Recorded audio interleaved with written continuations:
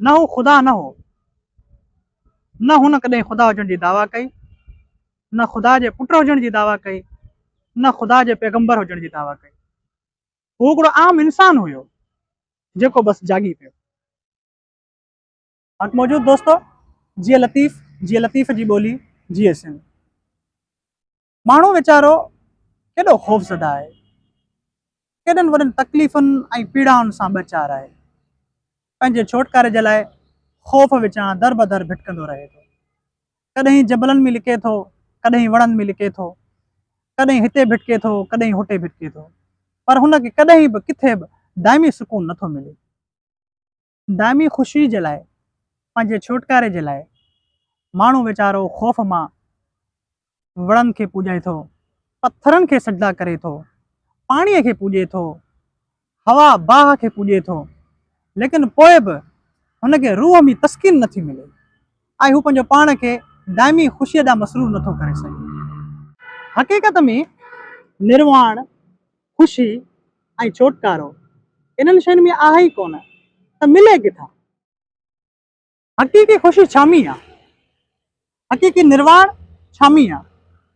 छा ही वीचारो माण्हू कॾहिं हिन ॾुखनि, पीड़ाउनि, तकलीफ़ुनि मां छुटकारो हासिल नथो करे सघे?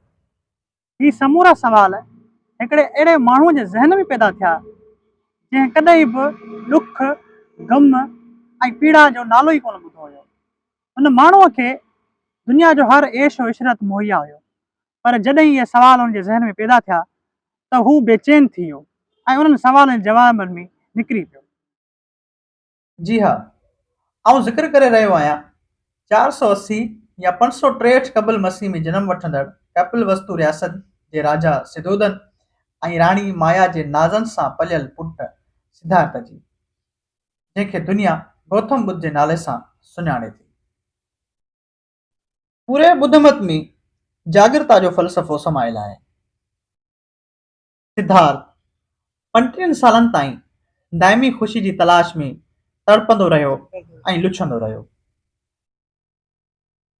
सभु टिका पंजा करे ॾिठनि, आख़िरकार उन नतीजे ते पहुतो त घोर तपस्या, पाण खे ईज़ाइण, माला जपण ऐं किताब पढ़ण हल कोन्हे। पोइ आख़िरकार हिकु ॾींहुं पंहिंजो सभु कुझु छॾे झंग मुंहुं कयां। संदसि ॾिनल फ़लसफ़ो ॿुध मत जे नाले सां मशहूरु आहे। लफ़्ज़ ॿुध मत लफ़्ज़ ॿुध मां निकितल आहे, जंहिंजो मतिलबु आहे जागी पवणु, उथी पवणु।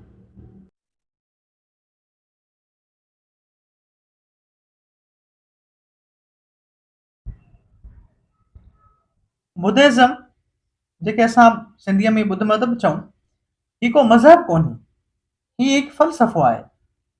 दरअसल बुद्धिज़्म घण ख़ुदाउनि या देवताउनि वारो मज़हब न आहे, न ई वैधानिक जो क़ाइल आहे। ही ज़िंदगी खे सम्झण ऐं पाण सुञाणण जो फ़लसफ़ो आहे।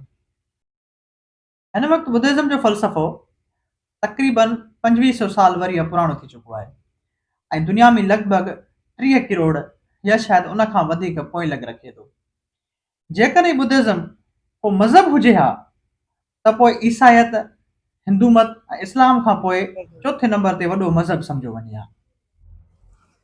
ॿुध मत जे फ़लसफ़े खे सम्झण सां असांखे ज़िंदगीअ जूं 4 वॾियूं सदाकतूं सम्झ में अचनि थियूं। ज़िंदगी ॾुख ई ॾुख आहे, यानी सरोम दुखम दुखम। ॾुखनि जो सबबु ख़्वाहिशूं आहिनि। ख़्वाहिशुनि खे क़ाबू कबो त ॾुख घटिबा। ख़्वाहिशुनि खे क़ाबू करण लाइ 8 बुनियादी असूल आहिनि। सही ख़्याल जो हुजणु, सही इरादे जो हुजणु, सही गुफ़्तार जो हुजणु, सही अमल जो हुजणु, सही रहणी कहणी हुजणु, सही कोशिश करणु, सही साञा ऐं ध्यानु हुजणु। दोस्तो, हिन वीडियो में असां सिर्फ़ु ॿुध मत जो बुनियादी तारीफ़ करायोसीं। हिन फ़लसफ़े ते अञा वधीक हक़ीक़तूं खणी करे असां जल्दी पंहिंजे ॿिए वीडियो में ईंदासीं।